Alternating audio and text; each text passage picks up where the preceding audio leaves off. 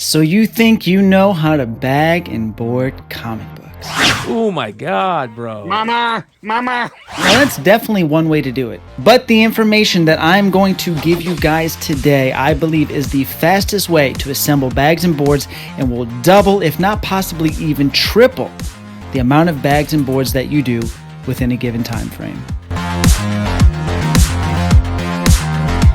What is up, guys? Welcome to the Paper Chase channel, back with another video, and glad to say that, hey, it's not a comic book haul video. Those are amazing and I love making them, but I'm glad to give a little how-to information-based video that can maybe help some of you guys, depending on how you like to bag and board your books. Well, of course, first, if you do want to support the channel, hit the like button. Interacting, these are all things that help support the channel because nobody's getting rich off of YouTube videos, at least not at my level. I actually do think this is going to be great information on a different method to bag and boarding books, and can definitely speed up your process, especially if you're somebody who accumulates masses and massive amounts of comic books. If you're maybe somebody who funds the hobby, or if you're a dealer, or if you're a hoarder. I'm gonna switch over to an overhead shot of the method that I do for bagging and boarding comic books, and we're also gonna actually make it fun and maybe even a challenge across the community if anybody else wants to partake. But we're gonna see how long it takes me to assemble 100 bags and boards. Okay, let's go. This is gonna be cool. This is gonna be fun. All right, we got our supplies. 100. This is 100 Silver Age 7 by 10.5 backer boards and 7 by 1/8 by 10.5 Silver Age regular bags. There's a difference between silver and regular silver. Regular silver is actually fits Silver Age comics and modern as well, with a little border around it. Just kind of confusing that BCW does it that way. Don't know why. But anyway, here's the materials that I use. Just like anything, to doing anything efficiently, your setup and your pregame is very important. So the first thing that you're going to need is something I kind of don't have right now, is a clear workspace. I got this mic stand and mic cables and stuff around me, so I'm going to do the best with what I have. That's no excuse. I still think I'm going to do okay at this challenge here. But you want a clear workspace when you're doing this. Let me pop this open first. And I'm going to do a quick assembly of how to do a regular bag and board real quick. Just for anybody that might be watching this that, they've never done one of these before ever. You always got to consider people that don't know what the hell you're talking about, right? So like bag and board in a comic book. Glossy side always touches the back of your book, and flap open, slide it in, and that's it. That's if you're just doing one. We're talking about mass quantities of bagging and boarding right here. This is what we're doing today. So that's how you do it. Pretty simple and easy. Again, with these resealable ones that I have here, I used to not like them, but I have a couple of hacks for using them and what to do with the little tabs that drive you nuts. But see, clear workspace. All right, so let's talk about the quick little assembly, how you're going to do this. So you're going to split up your backer boards, at least I do, just because it's a little easier to manage than a stack of 100. So I split it up in, roughly a stack of 50. I don't know if it's exactly, probably not. And then you've got your bags here. So you're going to have your backer boards on top with the glossy side facing down. You're going to put that on the top, and then you're going to have your bags with the flap open. And let me see which way it is here. Okay, so we got to turn these upside down. So there we go. Flap open, facing up. All right, and this is it. This is your setup right here, and this doesn't really change. Now you can do this sitting or standing. It doesn't even matter. I'm doing it standing because of my filming equipment, but it's just as relaxing and easy if as you were to do it the other way. You're just going to be do it a little more quickly and efficiently. So here it goes. This is all you do. You take the board, you bring it over, and you're just letting the table do the work and gravity do the work. The corner of the board finds the opening of the bag, stabilize with your left hand, push in, discard with your right. And that's it. It's literally that simple. It's pretty easy. So I'll do it again. Let the opening of the bag find the edge of the board.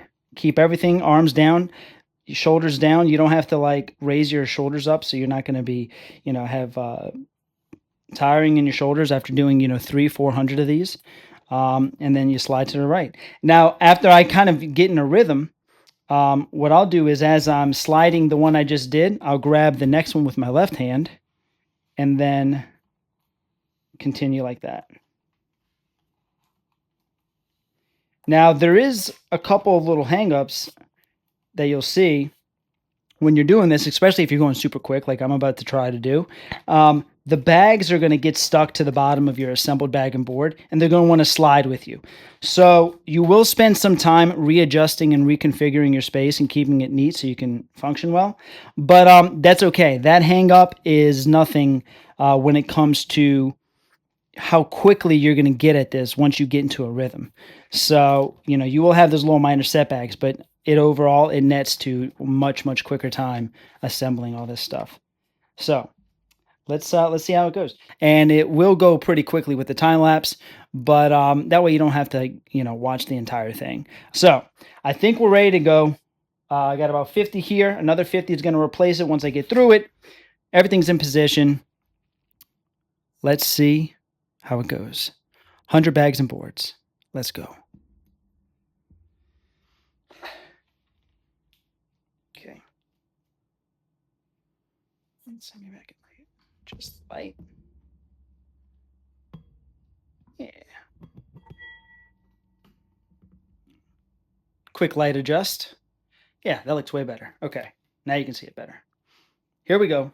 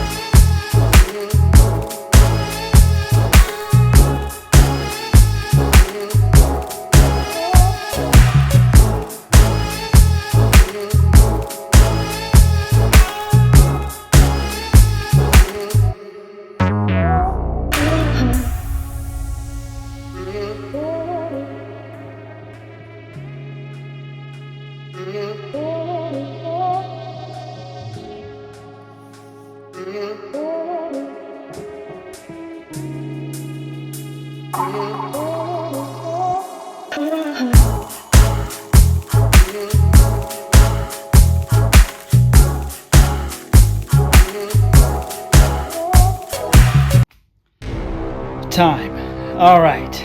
I had to, so what can happen, like I said, those little bags can get caught in the shuffle of your stack right there.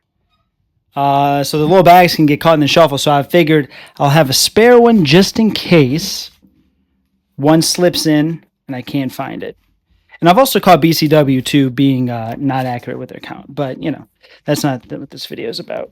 100 comic book bags and boards assembled using the paper chase method to assemble comic book bags and boards. Has a great ring to it. There it was, the secret sauce, the fastest way to assemble bags and boards. How did I do? I don't even know because I haven't done it yet. See, I shoot the beginning and the ends of videos if I do overhead stuff, and then I assemble it at the end. So I don't even know how I did, what my time was, 100 bags and boards, and how long. Maybe I can guess. That'd be fun. I'll put the time here of what I think I did because I've actually never timed myself. 100 bags and boards. I think I did it in 12 minutes. This is honest to God. That is honest to God's guess. I don't know if it's higher or lower than that. 12 minutes. I think I assembled 100 bags and boards. I was way off. But I extend this challenge to anybody. So you can try this method or your method. Time yourself 100 bags and boards. Go put your time into the comments below or do a YouTube video. Tag challenges, right? Those are cool sometimes. I tag everybody. Anybody who's a comic book YouTube content creator. Do a video on your way of doing it or this way and just see what's the fastest time. Can you beat my time, 100 bags and boards assembled? Can you beat the time? If you can, prove it. I hope that this maybe helped you. And if it doesn't work for you, well, great. Keep on doing what you're doing. But it's always good to get a different perspective, to try new things, to get a different angle on a situation or problem or a task. So, and that's it. Thank you guys so much for watching. Subscribe if you like videos like this, and we'll see you on the next page.